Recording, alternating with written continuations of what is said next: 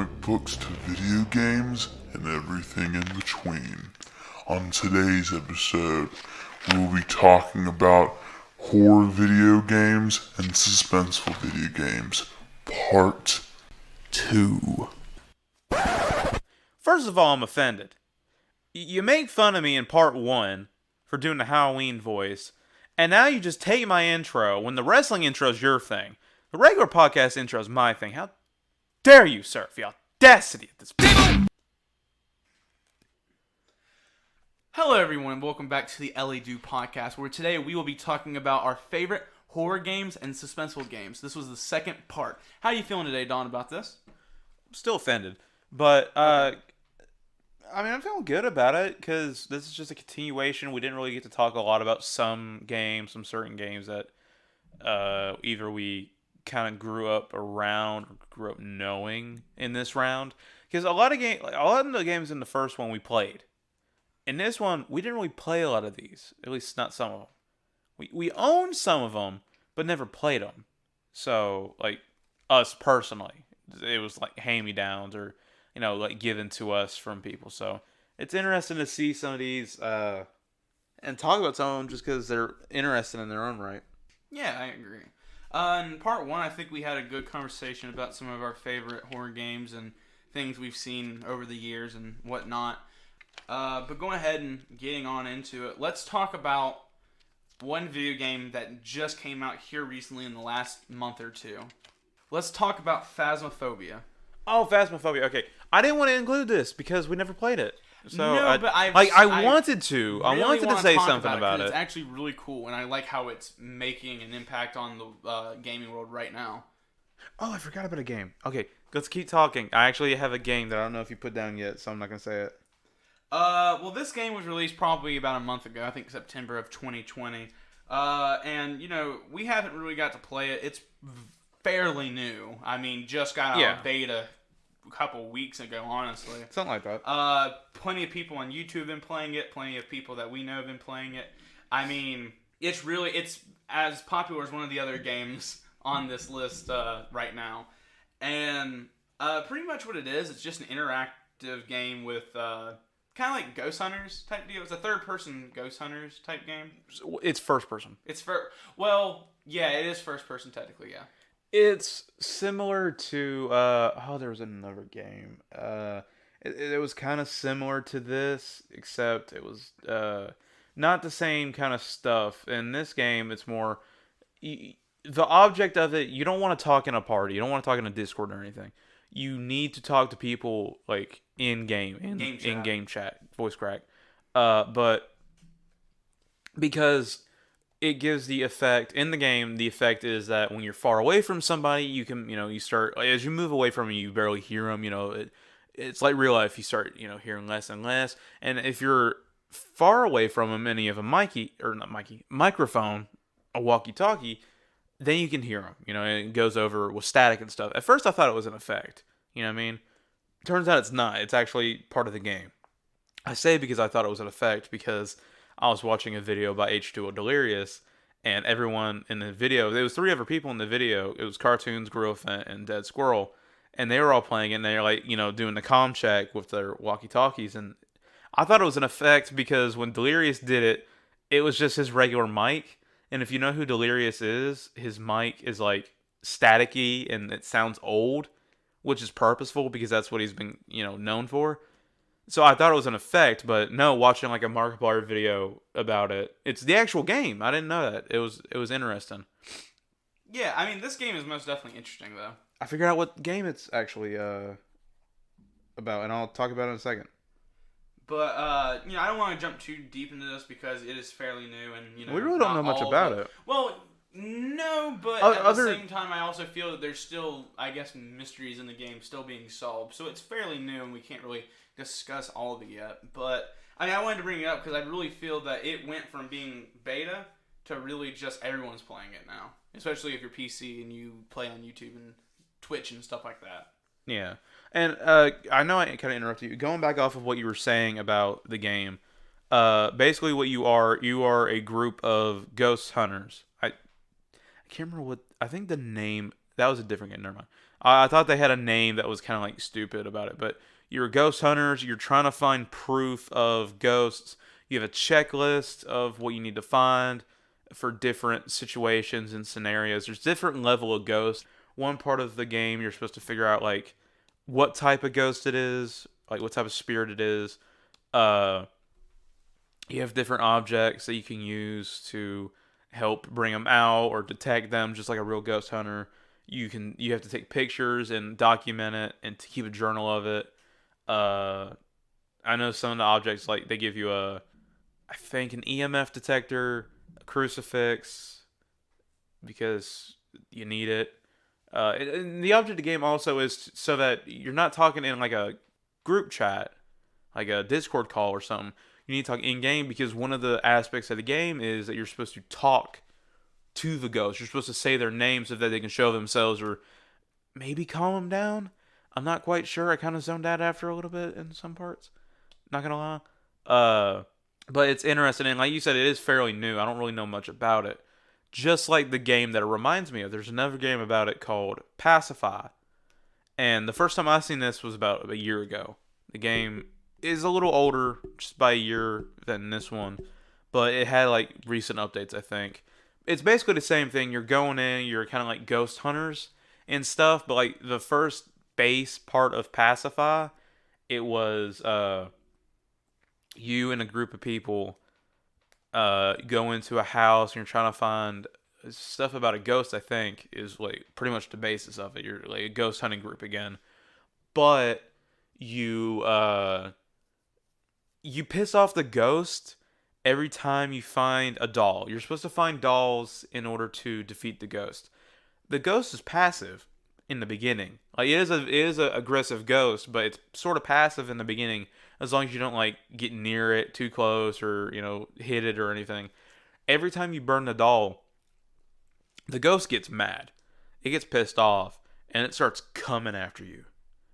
And you can like lock the door and stuff to try to stop it. There's different mechanics, but like when you see that ghost flying towards you, like trying to grab you and just coming forward to you, floating, like having a red aura around them, it's creepy, man. It's scary. It's some of the things in it are similar to Phasmophobia. Some of it's different. I wouldn't say it's a copy.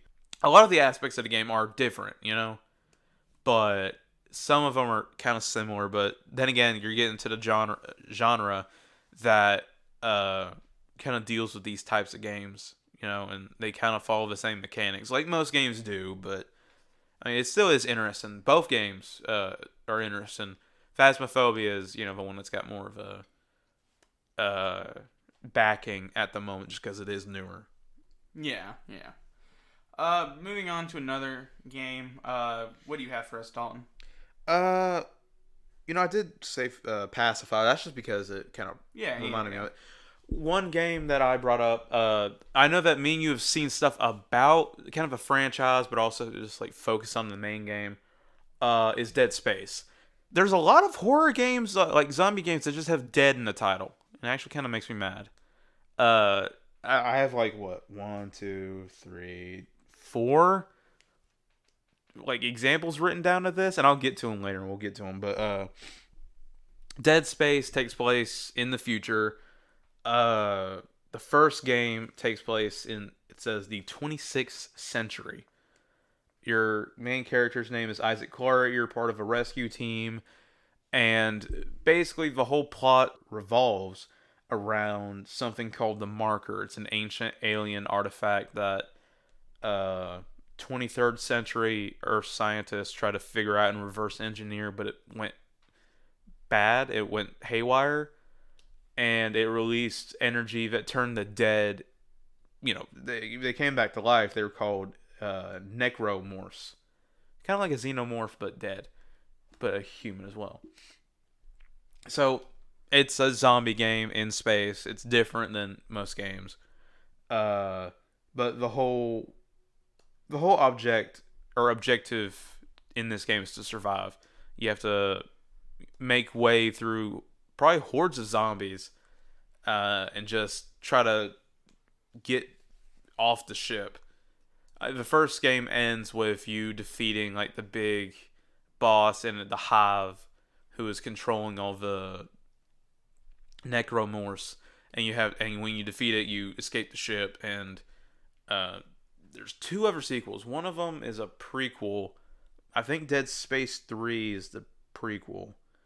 Dead Space 2 is really just oh no, they're both sequels. Okay. I thought it said one of them was a prequel. I guess not. Might have been like a DLC or something that was a prequel. But the one thing I know about Dead Space, and I know that you know about Dead Space, is I don't know if you would call it infamous. I guess technically infamous scene where it's the laser scene with the eye. Basically, it might be your character. I think you're supposed to struggle and try not to. You're supposed to struggle out of a chair where there's a laser pointed at your eye, and I guess if you make the wrong move, it like gouges your eye out. Yeah. Like it's not just like a laser; it's also like a machine, and it gouges your eye out. And at the time that the game came out, which was probably like early 2010s, probably I'd say, their first game came out 2008. No. Yes. No. Yes, 2008. I was trying to make sure. I was reading the wrong thing, I think. It was 2008, and the sequel probably came out around 2010, 2011. The series was from 2008 to 2013, so it was early 2010s that the second one came out. That was probably like the most graphic gaming scene, probably since Manhunt, maybe. Just because like it was graphic, and I remember at the time just hearing about it from I think people online, and even Nick, our cousin. It was something gruesome. Yeah. That I really don't know much about it, to be honest, other than that. But moving on, what is the next game that you have that you want to bring up? Let's go ahead and move on to what you were just something that you just mentioned. I'd like to talk about Manhunt. Is Manhunt technically? It's a suspense I guess game technically, type. yeah, it would I'm be. just talking about the original Manhunt game. Yeah. This was released, I believe it was November. It was later 2003. I think it was November 2003. You play as a character named James. Pretty much, James was sentenced to death and by lethal injection, and pretty much they said that he was murdered, or he was killed, but he wasn't, and he woke up with this he wakes up and it's just a suspicious voice that's talking to him. It's like really dark, kind of how we edited at the beginning of the podcast. And it's just like talking to him and telling him he's got to do these things, and you go through these missions that they call them scenes. And I think there might be a DLC I think it has, or something along the lines of that, where it's like God, a scenes DLC for 03? I don't think it was DLCs, but I think it was like an extra bit of story. I think it Maybe. was in the game, but pretty much you go through scene by scene by scene, and pretty much you're just playing as a guy who was he was a criminal, obviously, but I think he was also in a mental asylum. It's been a while since I've seen anything about Manhunt, but I really wanted to bring it up. Mostly I wanted to bring it up because you can murder people in some very gruesome ways. Some very, I wouldn't say fun, but like interesting. Interesting and creative ways. Creative, that's the word I was looking for. Yeah. I kind of want to just jump past this one because I think we talked about Rockstar enough in the horror game podcast. I wanted to take time out to say that I think it's very interesting that the Manhunt series is based in the same universe as the Grand Theft Auto series. Is it really? It is confirmed to be in the same universe, yes. So why haven't we had a crossover? Not sure. I think because the game kind of got banned after the second one, really. But, I mean, moving on from this game, I just really wanted to touch upon it because I just thought it was interesting. And pretty much you play as a mental asylum patient and murder plenty of people. But moving on, what's one that you have, Dalton? I'm just going to continue off of the Dead. Dead Island. Okay. Is one. I think Dead Island was originally supposed to be taken really seriously because the first trailer. We have a fond memory of the first trailer. I'll go and get into it. The first trailer we were watching on the way back from a comic book convention near where we live. And, during the The trailer, it's a sad and somber trailer, talking about a family vacation gone awry with the daughter being bitten by a zombie and then killing her family and this and that, falling out the window. And at the very end of the trailer, we're, watching it, it says Dead Island. It's very sad. And then you just hear my ringtone for one of my contacts just blare at the end. And just like takes every little bit of suspense and sadness out and just makes us bust out laughing. So I really don't have any other memory of Dead Island except for that. Yeah. And I thought it was so stupid. I do know it kind of got a bad rap because, it was supposed to be taken a certain way, and then everybody kind of said, "Oh, it's not really, it wasn't all that good," and stuff like that. At least that's how I remember it. Critically, it got good views at least, or good reviews. Some good reviews. Like higher numbers, except for Edge publication. I don't know who that is. Gave it a 3 out of 10. Ooh. But yeah, that's what it was. It had a lot of bugs. That's what most of the criticism was. Glitches, bugs, texture loading, that kind of stuff. So okay. I understand that, yeah. But like, I don't know. It has a lasting, like kind of a lasting legacy, but I think this game gets overshadowed more than the game that kind of not ties in with it, but most people are more familiar with. And I'm sure we'll get to it next, but basically, this game, you have 4 main characters. You play as all 4 characters, each differing genders and roles. A rapper, a spy for the Chinese government, an ex-football star, and a ex-police officer. They're all trying to work together, trying to get through the dead, and it's interesting. It definitely is interesting, but it's weird because it's one of those games that you don't hear much about anymore. Yeah. Mainly because the first game came out in 2006, so it's an older game. Wait, does that mean? No, it didn't. It didn't come out in 2006. It came out in 2011. It was announced in 2006. It didn't come out. It was delayed into 2011. Holy crap. No wonder I was like wondering why we had seen the trailer before and then it says 2006. Holy crap. No wonder it had so many bugs. It kept getting delayed. And then it had DLCs and spin-offs and stuff. Dead Island 2 was supposed to come out in 2017. It was delayed indefinitely. That just spells like doom for this series. Honestly, that's not good. Especially being delayed for, what was that, the last 3 years now? Yeah. I don't see it coming back from that. This series, if you love it, I'm sorry, it's probably dead in the water. But don't, because get it? Dead Island, water. A lot of dead, a lot of dead. Dead water, because it's an island. It's okay. Moving on. What? I'm trying to get some humor. Come on, we're talking about dead people, dead games. What next game do you have that I might not have? I want to talk about Never Ending Nightmares. Ah, crap.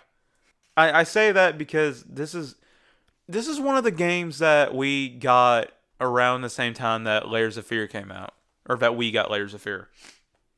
And it was a game that I was not with. I didn't like it as much.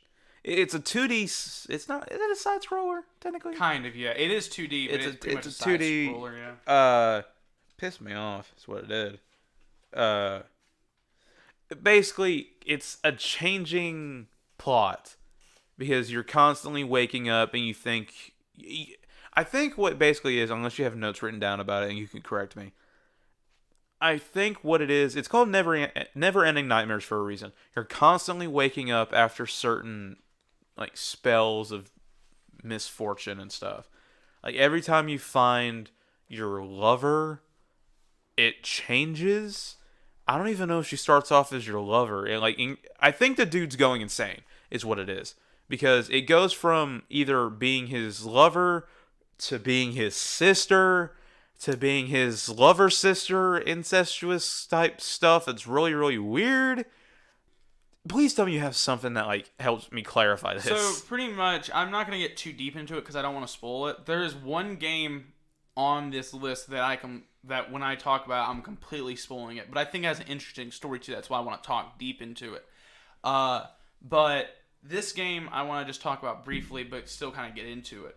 But pretty much, you play as this guy named Thomas. By the way, this game came out in 2014ish.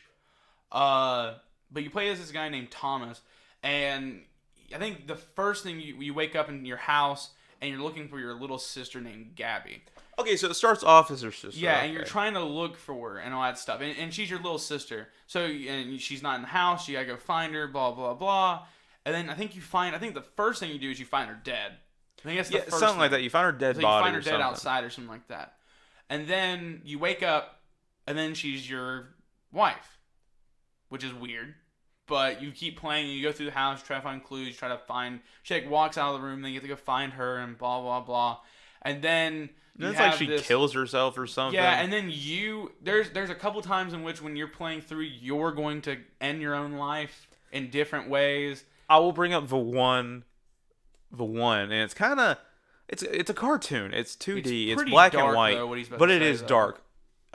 Basically what he does, and this is, if you're kind of triggered by this, I will say kind of just give it a second. Move past it if you can't. Yeah, if you do not want to listen. We'll give it probably like 30 or so seconds. Basically what he does, he gets into his wrist, he cuts open his wrist and starts tearing at his veins and pulling at him and tugging at him. It's really disgusting, even if it is 2D. Yeah.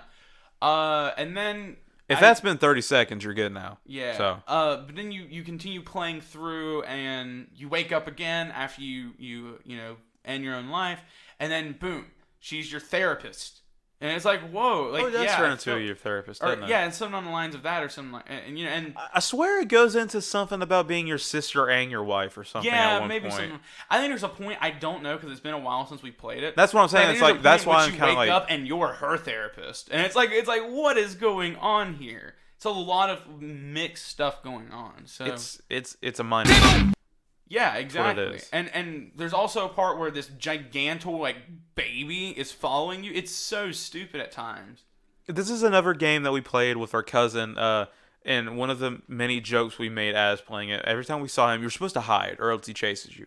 We just called it the giant Gerber baby, because it's what it looks like. It's funny because if, let's say for example, you hide in like a closet, right? You run into a closet, or you run into a room or something, and you can see outside the hallway, and the Gerber baby, the gigantor baby starts walking towards you, and it passes the place but can't see you. It'll kind of like shake its head like confused, kind of like if you've ever played any Nintendo games, kind of like when Donkey Kong's confused. That's kind of how he like looks. No, the Donkey Kong that you're talking about, it's from Super Smash Bros. Ultimate. It's one of the little taunts he has. He just like shrugs his shoulders and shakes his head. It's funny just because it was unexpected. That's pretty much what it is. This game entirely reminds me of that scene from Doctor Strange, where it's just over and over and over and over again of just different things going on, different deaths, different plots, everything. And it's a cluster of just different things going on. And I think that's what makes it interesting, but I also think that's what makes me not want to play it anymore, because it gets deep, and by deep I mean like real deep, and it's just really, it gets gruesome, and it's just a lot. There's a reason why there's a rating scale now. But moving on from that game, even though I do think it's very interesting, and I would like to at least play it one more time, finish it off, whatnot. What is a game that you would like to talk about, Don? I'm just going to go over one of the last Dead ones, main series Dead games, because we had Dead Space, Dead Island, now it's Dead Rising. Dead Rising, it's had 4 games and a few spin-off games, but the main series was 4 games. Basically what you do is it's around 72 hour, like it's a 72-hour game clock, and it has multiple endings. The first one, at least. And basically, you have a health bar, what level you're on, the number of zombies that you killed, how long each mission becomes available, yada yada yada, and basically what your item is. You can pick up literally anything. You're in a mall. Your object is to survive, but the game kind of gets stupid, especially in some of the sequels, because I know in one of the sequels it's like an amusement park or something, or like a vacation resort or something, and you have bosses that aren't zombies, and some of them get really stupid. Like I know there's one that's like an obese woman in a wheelchair at a buffet that you have to defeat or something, and it's really really weird. Voice crack. I think it's in the second one. I'm not sure, but it's really really weird. Like Dead Rising, I don't think it took itself serious at all. Like especially with some of the or not some of the levels, but some of the different weapons you could have. See, it was Dead Rising. Dead Rising came out in 2006, is what it was. Okay. The first one, like I said, it's got multiple endings. It's based in Colorado. The second one, it's in Nevada. It's 5 years after the original game. It still has 72 hours with the in-game time system. And the third one, it's set 10 years after Dead Rising 2. Good God. It kind of keeps to the same like themes, I guess. I think they take away the hour system. The most recent one was Dead Rising 4, and it came out in 2016, at least in the main game. It's set after Dead Rising 3. It's based back in Colorado, back with the first player, I do believe. The first person you play as, Frank West. And the 72-hour timer is gone in this one. So it stayed in the first three. This one's gone. And it's, like I said, I don't think it takes itself too serious because it starts being stupid. And some of the DLCs and stuff, I don't think it takes itself serious, especially with the kills and the weapons. Like I said, it's kind of like a spoof of the horror games, trying to make itself fun, but also it's a zombie game. It's not like something like Dead Rising or Dead Island or Dead Space or something like that. So I never really played it. I've seen people play it. I think of like in person and on videos. It's just not something I would play, just because it seems kind of stupid, to be honest. I like to talk about Left 4 Dead now. This game was released in November of 2008. It was, I think it's on PC now, but it was originally released only on Xbox. Yeah, it's an Xbox. It was a 360 exclusive, right? Yeah. I think all the Left 4 Deads are Xbox exclusives. Yeah. Except for, like you said, they're like, I guess, ported on the PC now. Yeah. Because I think that's how everybody gets the mods. Because you see so many mods. Yeah. But pretty much I would like to just talk about the first game for this one, because the second game's so good that it can have its own place as another list later on. But the first game takes place after a zombie pandemic occurs, a couple days after it starts. And you play as 4 people: Bill, Luis, Francis, and Zoe. And those are the 4 people you can choose from. I think you can play it solo, but it's also multiplayer up to 4 people. And pretty much you guys are immune to the zombie virus. However, you can carry it to other people who are not immune to the virus. And pretty much the zombies' jobs, just like any other zombies that you would think of, their goal is to just take out everyone who's not zombies.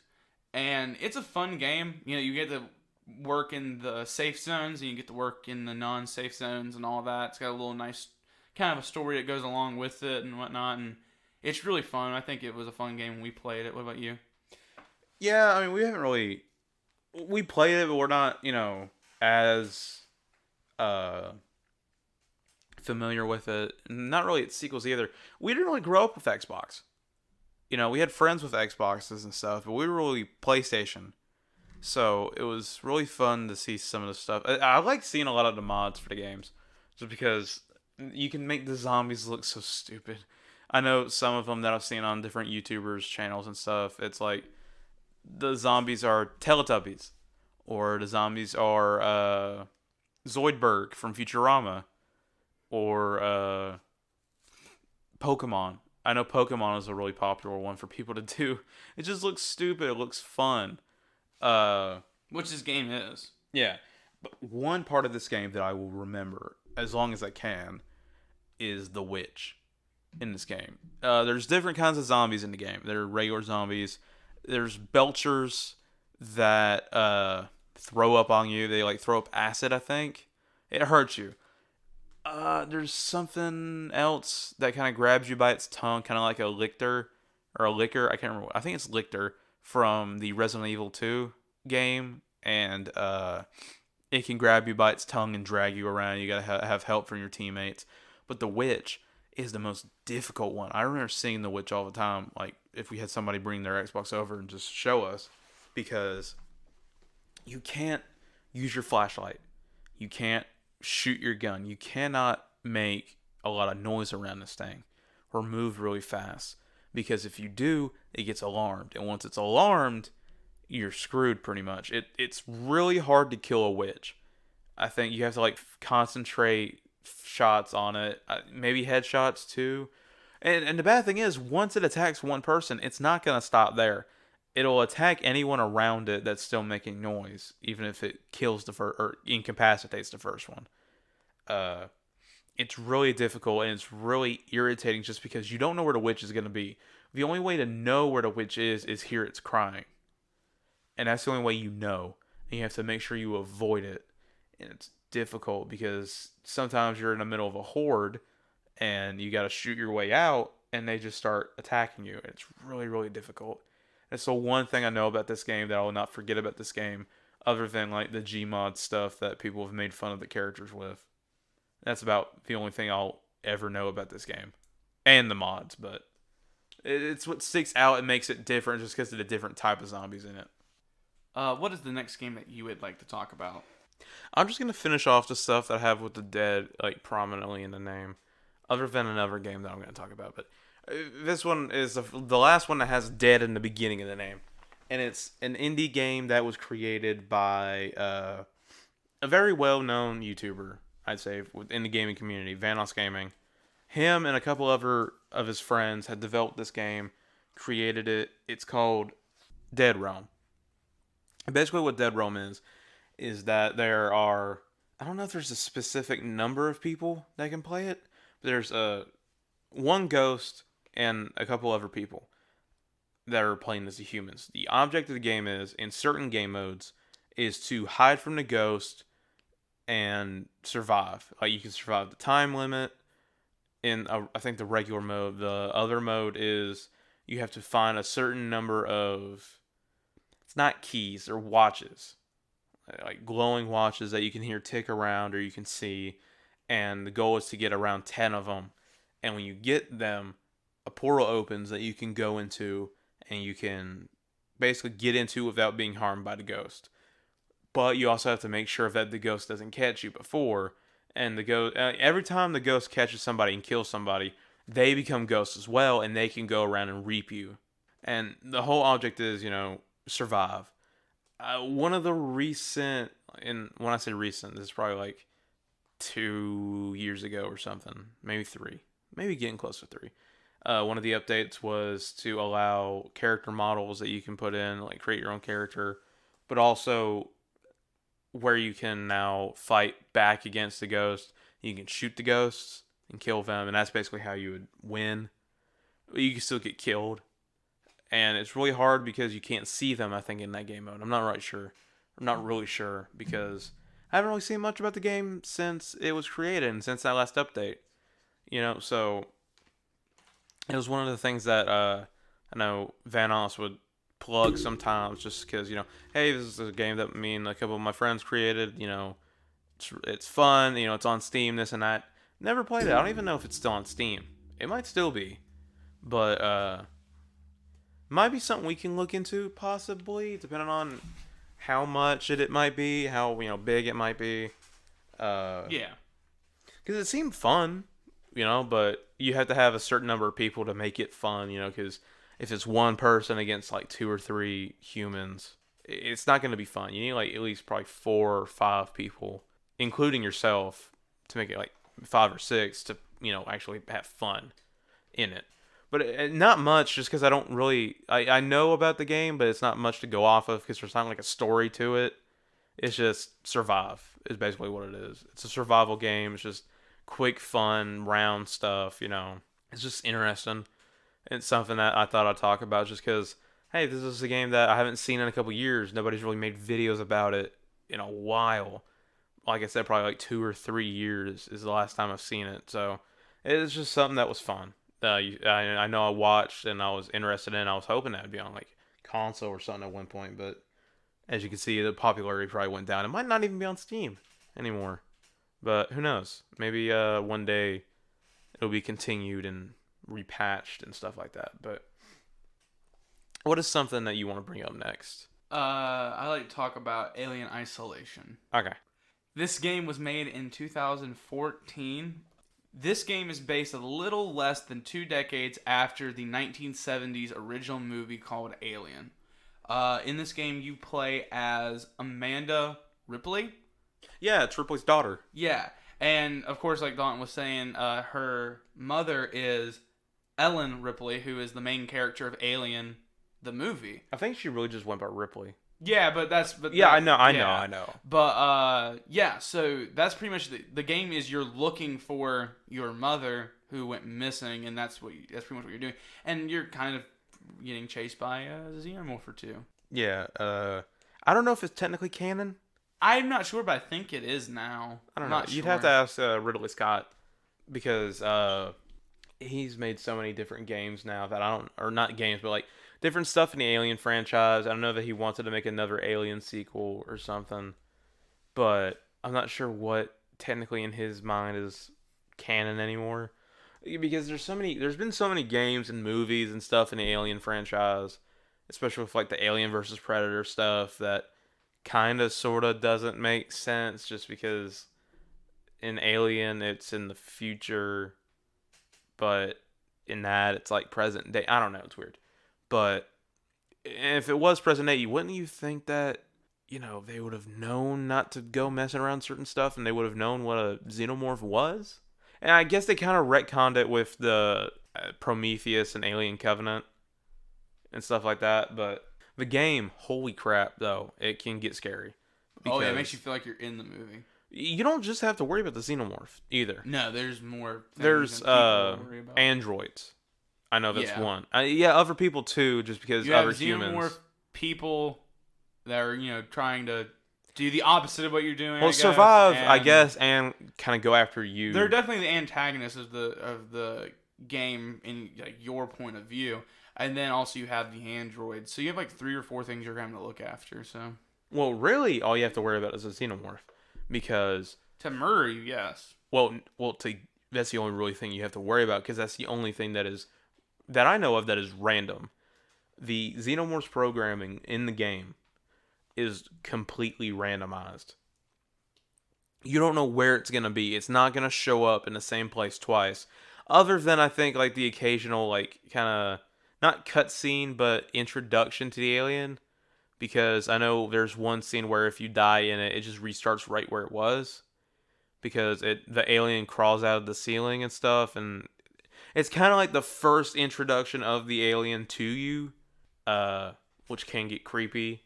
But it's persistent. It will follow you. Like I said, it's randomized. You don't know where it's gonna be, and it's one of those games that really does give you the feeling of claustrophobia.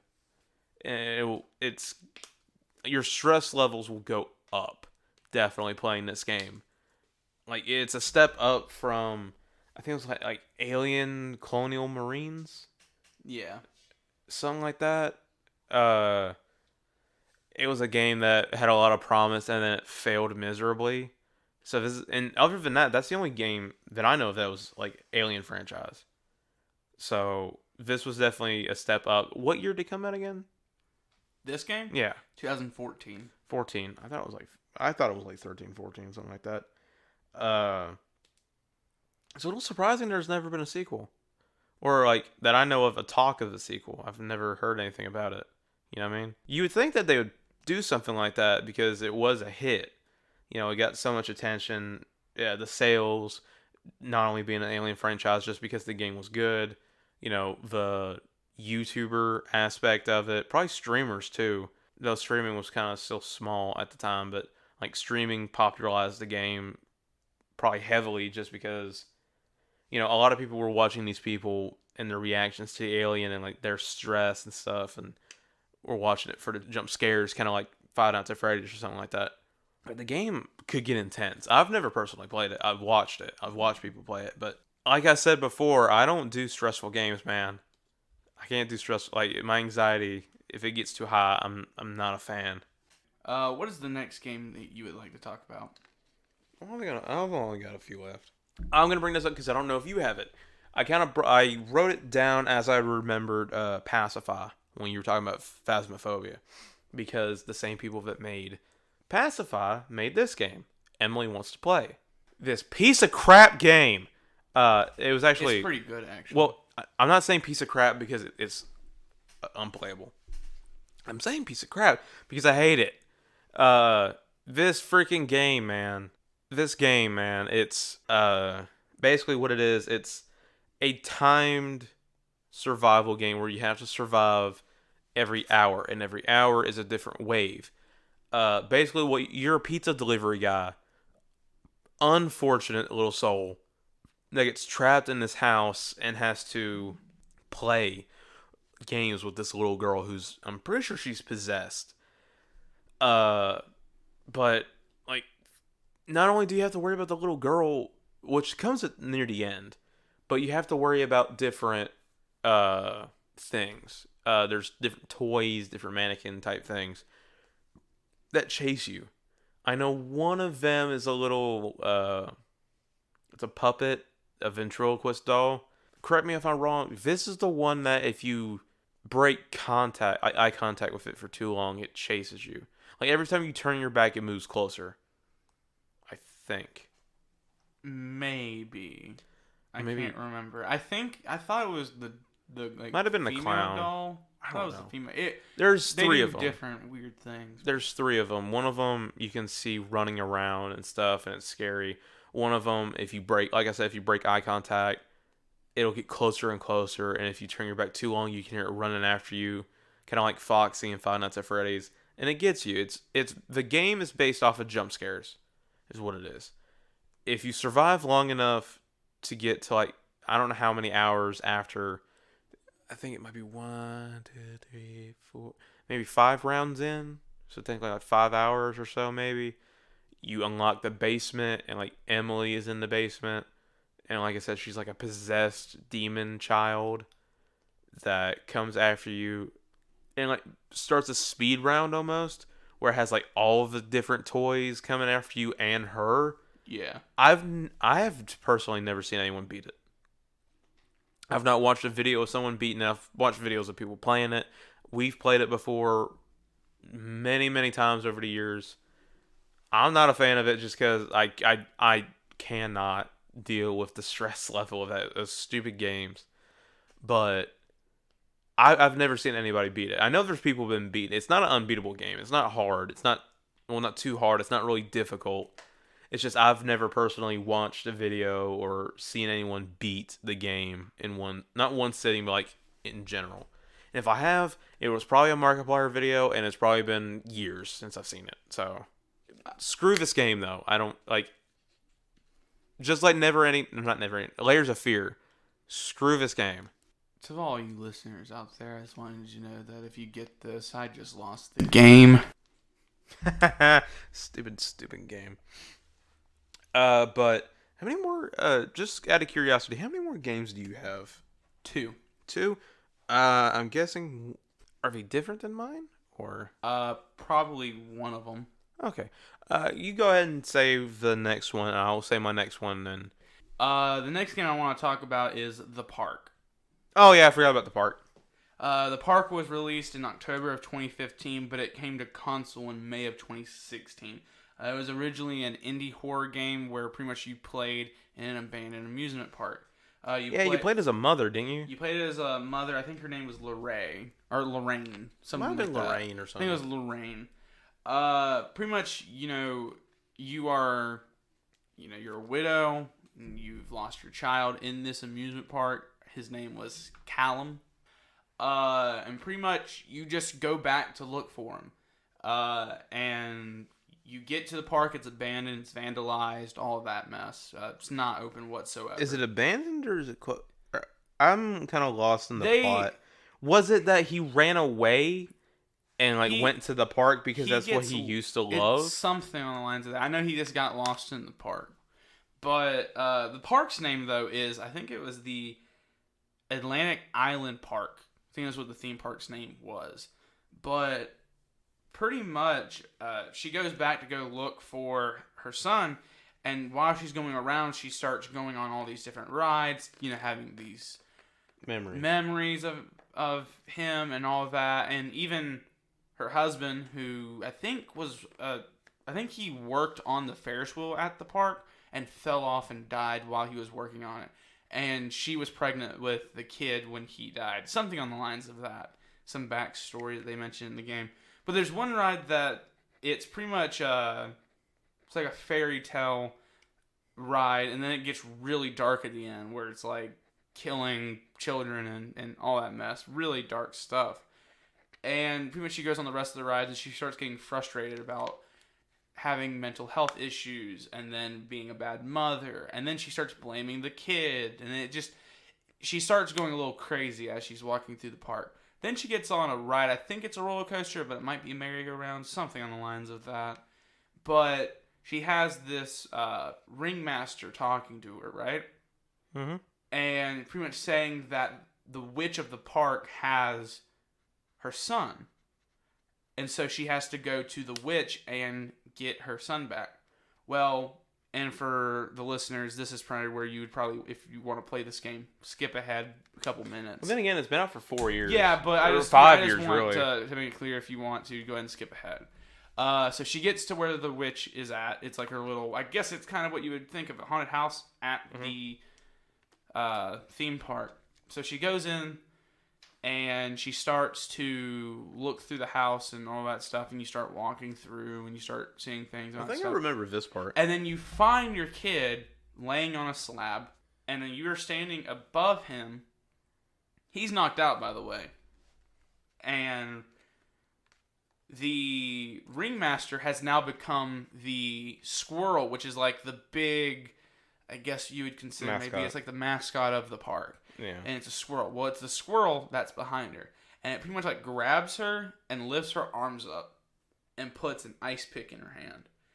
Well, the ringmaster is also the squirrel, but the squirrel and the ringmaster are what they allude to be like the boogeyman.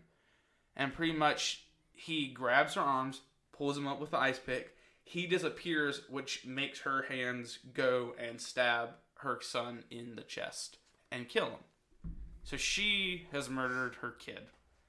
But isn't like the whole thing basically saying that she had, like, the whole thing is going in her mind because she's in a insane asylum or something? Something, yeah. And like she had actually murdered her kid because she was so distraught and depressed. Because it did say that she was going through medication or something. So she's obviously had like depression medication. This has come after years of, after her husband died. So she's probably blaming the son for that, like after the medication and stuff. She's gone crazy and then kills him, but then that's like a coping mechanism, I guess, in her head to justify everything. Maybe it's weird. Yeah. I don't know. Like, it's like I said, it's been a while. I'd like to revisit some videos on it, just because it's been a while since I've seen that game, and I know we've recently been talking about it just because, like, hey, we remember that game. Why don't we talk about it? Yeah, it was a pretty cool and interesting one. I really wish we would have played it kind of like how we played Layers of Fear and all that stuff. I think it would have been fun to play. I wish I would have chose that instead of Never Ending Nightmares, even though I like that game. Yeah, but who knows? I mean, it's one of those things that you could always go back in the future sometime.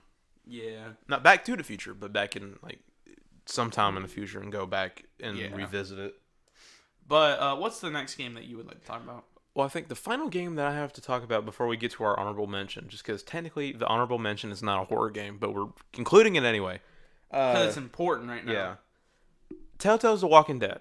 Okay. Not just one, all of them, because they all, it's an overarching story, and it involves, all of them involve zombies. Because of course they do, because every single effing game in this freaking genre of games, the horror genre, has to do with zombies. But the Telltale Walking Dead is, a choice-making game. It's a choice-making series because there are 4 games in the series. It's The Walking Dead Season 2, and The Walking Dead New Frontier, and then Walking Dead, is it just called Season 4? There's some title to it. I can't think what it is. I don't really know the 4th one, but it ended mostly because, well, I think the games were coming to an end anyway, but Telltale went out of business, pretty much. Or are still going out of business, or are out of business, one of the two. But, it's based in the same universe as the comics, not the TV series. The TV series varies greatly from the comics. The first game takes place around the beginning of the pandemic, when the zombie outbreak starts. Rick in the comic, and technically the TV series, would be in a coma at this time. By the way, the Season 4 is called the final season. Okay, so it's just called the final season. It's very basic, yeah. The first game came out, it was on last gen. It was on PS3, Xbox 360, that kind of stuff. That was the first game. I know it got ported over to PS4. Season 2 was on, the next generation, PS4 and Xbox One. It might also be on PC. I'm not quite sure. I don't see why it wouldn't be on PC. But, and then I know Season 3 and 4 were both on the newer generations. No word yet. I don't think they'll port the games onto PS5 and Xbox Series X. Just because Telltale did, I think, go out of business. I think they're completely out of business now. I could be wrong. We could do like a follow-up of that. I'm not quite sure. But, it's safe to say that these games are not going to be on the next generation, so you really have to go to the last bit, with the PS4 and stuff to try to, or Xbox One or 360 or PS3, whatever you have, to go back and like play them, get the feeling of finishing them. They must have had the first Season 1 on the PS4 because, like I said, it's a decision-making game, but if you have a history of your account playing these games, it does carry over your decisions because each game has a different ending depending on how you choose to play it. Now, I'm going to go into a little bit of spoiler territory, so just bear with me. In the first game, you play as the character Lee. Lee, he murdered I believe his wife and her lover is how the first game starts. Like, you're in a cop car before the outbreak, I think is what happens. I know he kills somebody. I think that's the situation. But he kills them. He's a murderer, but the pandemic starts, the outbreak, and you go through the game playing and you meet this little girl named Clementine. Clementine is trying to search for her parents. I think they're in Florida or something, and she's trying to get back to them. And so he tries to help her get back to Florida, get back to her family. Unfortunately, the game ends with you knowing that Clementine's parents have died.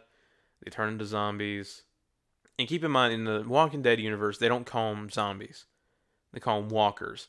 Even though zombie is mentioned in the first season of The Walking Dead, because Lee does say zombie. In every other media, I don't think they're ever called zombies, because the word doesn't exist in their universe or something.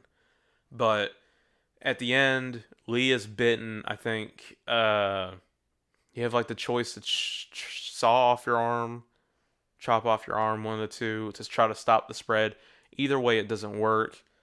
Eventually, you die in the end of the game, and you're left to make a decision as Clementine to either shoot Lee and end his suffering, and so he doesn't turn into a walker, or to not shoot him and carry on with that guilt. Either way, Lee dies. You move on to the next game. It's Clementine. Same difference. She's trying to survive. She gets separated from a group early on in the game of two people that she knew from the previous game. Every action has a repercussion, kind of like in Until Dawn with the butterfly effect. Everything you do can possibly have an influence over the game. The second one follows you as you're trying to, voice crack, go on and survive and try to make it somewhere safe.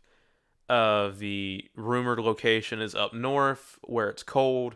Apparently the zombies can't live in the cold, so you make your way up there. It's a lie. You meet with one of the people that were in your old group in the first game. Ultimately, in the second game, you're left with the decision to either kill a girl that you've befriended and it's kind of become like a mentor to you in this new group, and go with your old friend who was part of the other group who's kind of gone insane, or you kill him and spare her and you continue on the next game with her. We decided to kill the old group member.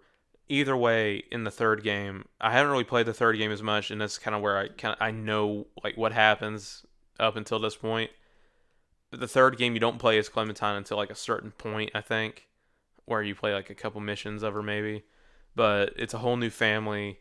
It's a guy, his girlfriend, his niece and nephew, and they meet up with Clementine eventually. Like, she starts helping him out, but she's eventually trying to leave him. She's older. She's been on her own for so many years. She's trying to find sanctuary. And the niece gets killed. I know that for a fact. And you find out from Clementine. But depending on your decision is how it ends. I think if you go with your old group friend at the end of season 2, she explains that you leave, I think. You know that up north is not safe. There's still walkers, so you leave him and whatever group is there on your own.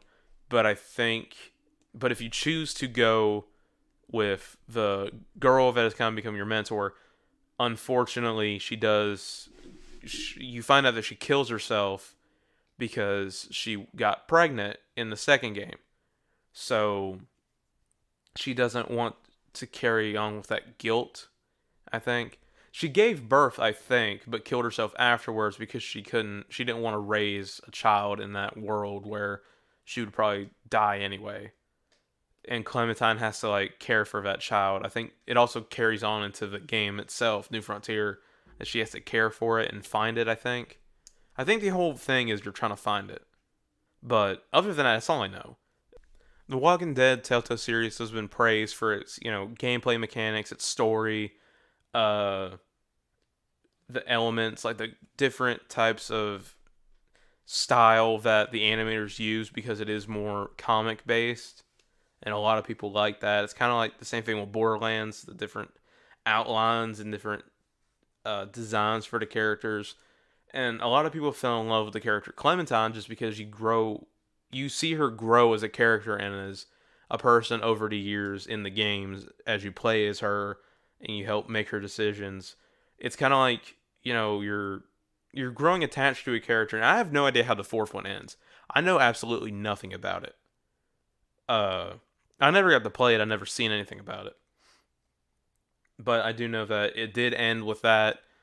I recommend going and playing it or watching it, either one, because I'll probably do either one, just because I have no idea how it ends, and I'm kind of sad that I don't know.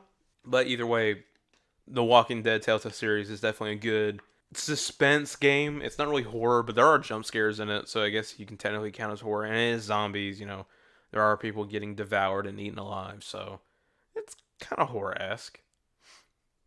But I think now it's time to kind of mention that little honorable mention as a way to end the episode, because it's technically not a horror game, but it can get you. It's kind of suspenseful in certain ways. It's Among Us. If you look at the thumbnail, you'll know that Among Us was brought up in this. Among Us is a game that was developed. What year was it? Was it 2018? 2018? I want to say 2017. But it came out in 2018. It's been around for 2 years, but it's only become popular now off of streamers and YouTubers like finding this game, saying, "Hey, this game's actually kind of fun." Playing it, making it popular again. It's available. I know it's on iPhone and Android. It's on PC. It's free on phones, but you pay $4.99 for it on the PC. There's like little DLCs and stuff where you can get like character packs, like pet packs and stuff, which makes it fun. But the whole object of the game is you can have a lobby. I think the minimum really is like 4 to 10 people. You have to you can make the lobby. You can choose between 3 maps, but the whole gameplay is there's 10 people on a ship or on a base. You can choose between 1, 2, and 3 imposters, and the imposter's goal is to sabotage stuff and kill everyone. But the crewmate's goal is to fix all the tasks, make everything smooth sailing, get that green bar to win, and to stay alive and vote out the imposter. It's kind of like, I don't know if you would say Clue, because you're trying to say, oh, this person did this person did that. It's kind of like a detective game, because you're trying to figure out, okay, this person, are they the imposter? But also, it kind of like, it can sneak up on you because anybody can be the imposter. You don't know who the imposter is unless now, like, playing the game, you metagame, and you can pick up different little things like people not doing a certain task, or voice crack, or not doing a task long enough, or this and that. Different kinds of stuff. It's really interesting. It's really cool. But, like, technically you could kind of call it suspense because you don't know if you're ever going to get killed. You don't know when a reactor or an oxygen is going to be called. You don't know what's going to happen. You know what I mean? You can get voted out for not doing anything just by saying something wrong. So, and something also suspenseful that it could be about the game, that's why I'm saying it's an honorable mention, is the kills, like the way that you get killed in some of the things. You can get shot, you can get stabbed through the eye from the imposter being an alien. It's different stuff. It can get you, it can surprise you, because you can't trust anybody, so it's kind of like, you don't know what's going to happen next, so it kind of does just, like, give you that feeling of suspense and, like, put up your anxiety a little bit. Not me personally, just because I've played this for so long now, for the last few weeks. It's really, I've kind of, like, hardened to it. I'm not really affected by the jumps or the getting killed. I mainly get pissed off. It just makes me mad.